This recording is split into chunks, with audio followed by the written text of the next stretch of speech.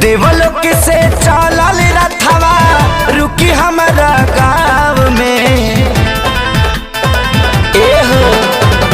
देवलोक से चलल रथवा रुकी हमारा गाँव में। फूलवा बिछा दे रे मालिन, फूलवा बिछा दे रे मालिन, निमिया के छाँव में। फूलवा बिछा दे रे मालिन, निमिया के छाँव में। फूलवा बिछा दे रे मालिन। धूर माटी लागे नाही मैया जी के पाँव में। धूर माटी लागे नाही मैया जी के पाँव में।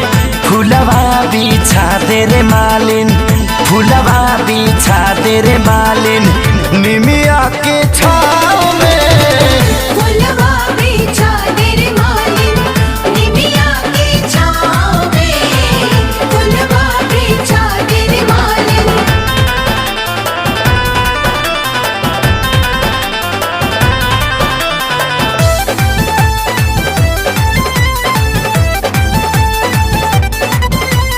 बघवा सवार चले करे बेड़ा पार चले, अके नवरात्र माई सेवका दुआर चले। जाउना निमिया डरिया पर बैठे चिराई उलुआवा। ओही निमिया गछिया पर पड़ल मैया के झुलुआवा। जाउना निमिया डरिया पर बैठे चिराई उलुआवा। ओही निमिया गछिया पर पड़ल मैया के झुलुआवा। गोड़वा रंगाइल ना धुरियाई ठाव में। फूलवा बिछा दे रे मालिन, फूलवा बिछा दे रे मालिन, निमिया के छाँव में। फूलवा बिछा दे रे मालिन, निमिया के छाँव में। फूलवा बिछा दे रे मालिन।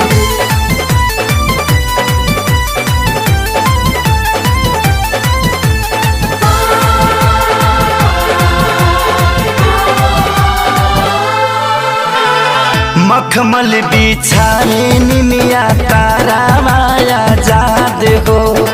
सोनू प्यारे लाल सबके बटले पारा साद हो। हाँ मखमल बिछावले निमिया तारा माया जाद हो। सोनू प्यारे लाल सबके बटले पारा साद हो।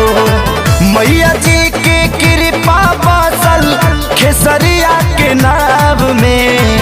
फूलवा बिछा दे रे मालिन, फूलवा बिछा दे रे मालिन,